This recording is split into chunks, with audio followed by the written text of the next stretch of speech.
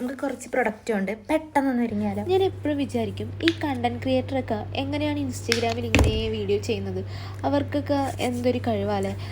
എപ്പോഴും എനിക്ക് ഏറ്റവും കൂടുതൽ ആഗ്രഹം കണ്ടൻറ് ക്രിയേഷൻ ചെയ്യണമെന്ന് ഉള്ളൊരാഗ്രഹമാണ്. പക്ഷേ എനിക്കതിനെക്കുറിച്ച് ഡീറ്റെയിൽ ആയിട്ട് അറിയാത്തതുകൊണ്ട്, എനിക്കതിനെക്കുറിച്ച് വല്ല അറിവില്ലാത്തതുകൊണ്ടും ഞാൻ അത് ചെയ്യാൻ കൂട്ടാക്കാറില്ല. ഞാൻ എന്തെങ്കിലും 2 വീഡിയോസ് ഇടും, പിന്നെ ഞാൻ ഇൻസ്റ്റഗ്രാമിൻ്റെ പരിസരത്തോട്ട് തിരിഞ്ഞു നോക്കില്ല.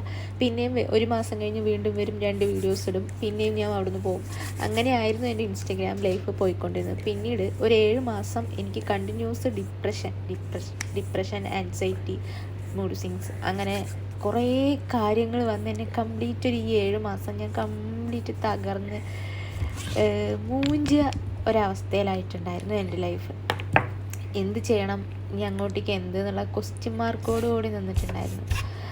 ആ സമയത്തൊന്നും നമ്മുടെ വിഷമം കേൾക്കാൻ ഒരാളുണ്ടായിരുന്നെങ്കിൽ, നമ്മളെ ഒന്ന് ആശ്വസിപ്പിക്കാൻ ഒരാളുണ്ടായിരുന്നെങ്കിൽ എനിക്ക് തോന്നിപ്പോയിട്ടുണ്ട്.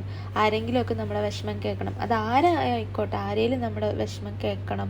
നമ്മളെ ഒരു ഫ്രണ്ടായിരിക്കാം, ഇല്ലെങ്കിൽ ആരെങ്കിലും നമ്മളെ വിഷമം കേൾക്കാൻ ഒരാളെങ്കിലും നമുക്ക് ഉണ്ടായിരുന്നെങ്കിൽ തോന്നിപ്പോകും. കാരണം നമ്മൾ ഒരു മനുഷ്യൻ്റെ ഏറ്റവും ഭീകരമായ അവസ്ഥ ഒറ്റപ്പെടലാണ്. അയാൾ ആരും കേൾക്കാനില്ലാതെ ഒറ്റയ്ക്ക് സങ്കടം പോലും ഒരു മനുഷ്യനോട് ഷെയർ ചെയ്യാൻ പറ്റാതെ ഇരിക്കുന്ന അവസ്ഥയാണ് ഒരു മനുഷ്യന് ഏറ്റവും ഭീകരമായ അവസ്ഥ. ശരിക്കും പറഞ്ഞാൽ ഈ ഒരു 7 മാസം എനിക്ക് അങ്ങനെയാണ് പോയിക്കൊണ്ടിരുന്നിട്ടുണ്ടായിരുന്നത്. പിന്നീട് ഞാൻ കംപ്ലീറ്റ് ഡൗണായി. പിന്നെ ഞാൻ ആലോചിച്ചു, എൻ്റെ വിഷമം ഞാൻ എന്തുകൊണ്ട് ഇൻസ്റ്റഗ്രാമിൽ കൂടെ പറഞ്ഞുകൂടാ. എന്നെ അറിയാത്ത കുറേ പേരെങ്കിലും ഇങ്ങോട്ടേക്ക് റിപ്ലൈ തരില്ലെങ്കിലും, ഇങ്ങോട്ടേക്ക് റിപ്ലൈ നമുക്ക് കേൾക്കണ്ട, പക്ഷെ നമ്മുടെ മനസ്സിലുള്ള വിഷമം നമുക്ക് അങ്ങോട്ട് ഷെയർ ചെയ്യാലോ. ഈ ഇൻസ്റ്റഗ്രാമിൽ കൂടെ കുറേ വീഡിയോ ഇടുമ്പോൾ, നമ്മളിങ്ങനെ വർത്താനം പറയുമ്പോൾ കുറച്ച് നമ്മുടെ സ്ട്രെസ്സ് കുറയുമെന്ന് എനിക്ക് തോന്നി. അപ്പം ഞാൻ വിചാരിച്ചു എൻ്റെ തന്നെ കുറേ എന്തെങ്കിലുമൊക്കെ വീഡിയോസ് ഇടാം. എപ്പോഴും ഞാനിങ്ങനെ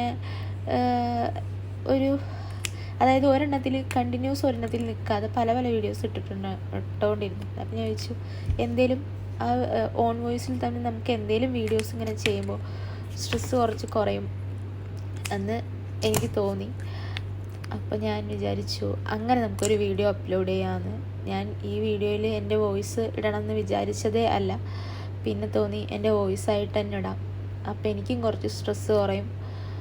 നമ്മുടെ മനസ്സിലുള്ള വിഷമം ഇങ്ങനെ അടക്കി പിടിച്ചിരിക്കുന്ന ടൈമിലാണത് ഇങ്ങനെ, അതായത് ഭയങ്കര ഭാരമായിട്ട് നമുക്ക് ഫീൽ ചെയ്യാം. നമ്മളിങ്ങനെ അത് ഒറ്റയ്ക്ക് തന്നെ വർത്താനം പറഞ്ഞ് കഴിയുമ്പോൾ ഒരാൾ അപ്പുറത്ത് നിന്ന് കേൾക്കുന്നുണ്ട് എന്നുള്ളൊരു തോന്നൽ നമുക്ക് ഉണ്ടായതുകൊണ്ടാണല്ലോ നമ്മൾ വർത്താനം പറയുന്നത്.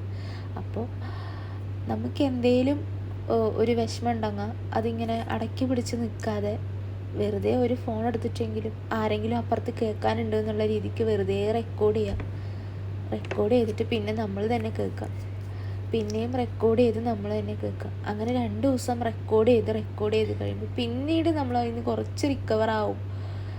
അത് കഴിയുമ്പോൾ പിന്നെ ആ വീഡിയോസ് കേൾക്കുമ്പോൾ നമുക്ക് തന്നെ ചിരി വരും, നമ്മൾ തന്നെ അത് ഡിലീറ്റ് ആക്കും.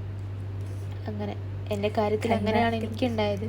ഞാൻ തന്നെ കുറേ സങ്കടപ്പെട്ട് ഞാൻ തന്നെ എൻ്റെ ഫോണിൽ മെസ്സേജ് അയക്കും, വിഷമം പറഞ്ഞ്.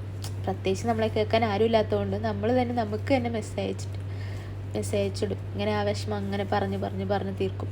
അങ്ങനെയായിരുന്നു എൻ്റെ അവസ്ഥ. പിന്നീട് എനിക്ക് മനസ്സിലായി, 2-3 ദിവസം കഴിയുമ്പോൾ ആ വിഷമം പിന്നീട് നമ്മളത് കേൾക്കുമ്പോൾ നമുക്ക് തന്നെ അത് ഇഷ്ടപ്പെടില്ല, നമ്മൾ തന്നെ അത് ഡിലീറ്റ് ആക്കും.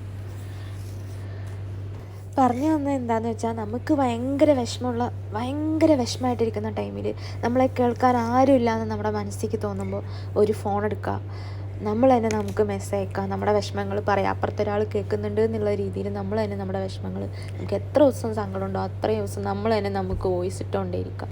അവസാനം 2 ദിവസം കഴിയുമ്പോൾ ആ വിഷമം തനിയെ കുറച്ചായിട്ട് നമ്മളത് മനസ്സിൽ നിന്ന് നമ്മൾ പുറത്തേക്ക് എടുക്കുകയാണ്.